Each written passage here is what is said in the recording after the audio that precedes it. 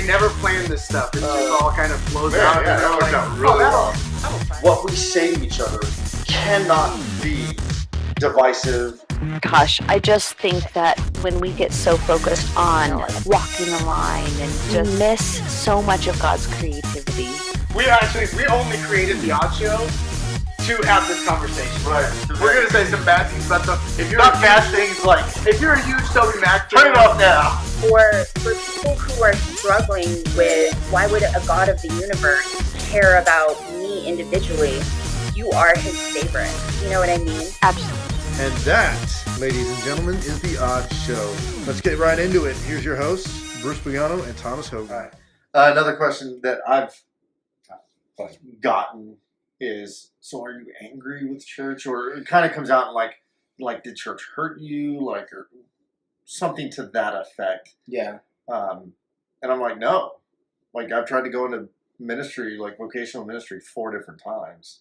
And each time God's like, I didn't call you to that. Like, moves my heart towards this other direction. And very easily could have walked into a couple of ministry positions where it would have just been, and I could have Well, you got done it. offered the senior pastorship. Yeah, I knew it. I did. You're an idiot. Why'd you do that? You turned that down. I paid for building. Yeah. Committed congregation. Committed congregation. All this stuff, yeah. 9 to 3 job. Yeah. Tuesday through Friday, probably. I don't know. I don't know what my hours would have been. But yeah, I could have taken it, and I could have gone to school, and I could have written all day and preached on Sunday, and then, but I'd had to live in Cheyenne. It's not really a spiritual thing. It's more of a Yeah.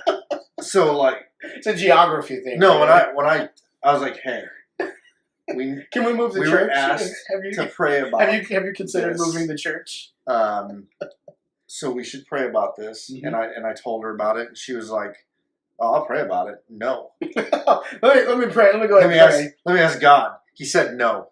I was just like, "You need to be serious about this, woman." And she was like, "You need to be serious about we're moving to Boise." And I was like, "All right." Yeah, fair enough. So yeah, you could. So in that case, I feel like it was. Do you feel like you're? But do you feel like on it? But I'm not angry. Honestly, do you feel like that? Do you feel like you're fed up or frustrated or like you're? What I think comes out of that question or that kind of questioning is the way you're living your life outside of Sunday morning and kind of outside of the realm of church responsibilities. Is it a reaction to something that happens in the church? Yeah, no. Every church that I've left healthy, like in good ways. All 20 of the churches I've left. Just kidding. All of them. Just kidding. Oh, but I man. mean, like, when we were in Cheyenne, the church that I was on staff there, we left in a healthy way. I mean, things shut down, so we made it easier. But we left in a healthy way when the church in. So you don't feel like your efforts now are a reflection of No, absolutely not. a reaction to the church? No, absolutely Okay. not. And in fact, it was being in church, the college ministry that we talked about, that had moved me towards this. I think moved us towards this view that there's something else, there's something deeper. And matter of fact, there's a couple of, and we're in a couple of the same ones, but there's a couple of Facebook groups that we're a part of that have to do with leaving church and like doing this house church thing or whatever. And a lot of those people are like, I don't spend a lot of time on the I try to be careful when you hang out with people who used to be a part of church and are no longer part of church, whether they're atheists, Christians, kind of, right, or whatever. Well, you got to be careful. Mormons are called Jack Mormons. Can you call them Jack Christians? No, because I guess so. I don't know. I doubt it. I don't think it translates okay. the same. I feel you got to be careful. You got to be really careful because there's a lot of bitter people out there. But I think there are bitter people inside the church too. Sure. But there are bitter people that their only motivation is against church. Right. And I don't want to. Yeah. And that's not me. Like I don't spend a lot of time in those Facebook groups because I'm like, why are you so angry? Like, man, like they took my time money, did nothing with it. It's your fault, buddy. Dude, You don't didn't get have money. to. You didn't have to. Don't get money, man. I Like, mean, you may have. You yeah, didn't you have may to. have had to. Unless they had your credit card number and it was just debiting your account. Yeah. But so no, I'm not angry. Like, Okay. and I try to not that I try and avoid, but like I do. I try to avoid Mhm. those situations where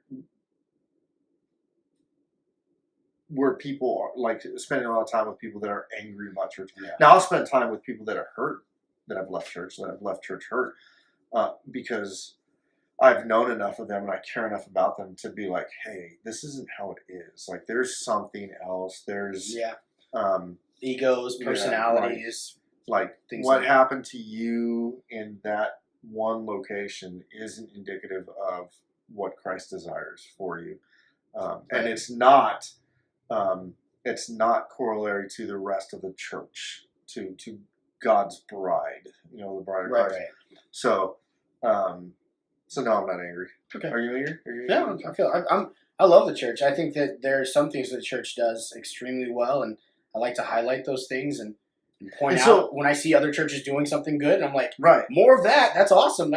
And so I just feel like in my context, I couldn't serve the vision that God was birthing and growing in my heart, and faithfully be a minister in the church setting. Right. Because what we're doing is so different, right, that there was not a whole lot of interplay.